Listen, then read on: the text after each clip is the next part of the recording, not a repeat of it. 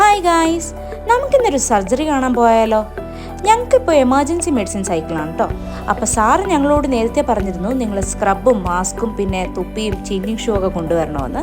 അങ്ങനെ ഞങ്ങൾ ഇന്നത്തെ ടോപ്പിക്കിൽ നിന്ന് രക്ഷപ്പെട്ടു എന്ന് വിചാരിച്ചപ്പോൾ സാറ് പോകുന്ന വഴി ഞങ്ങളോട് ക്വസ്റ്റ്യൻ ചോദിച്ചാണ് പോയിക്കൊണ്ടിരുന്നത്.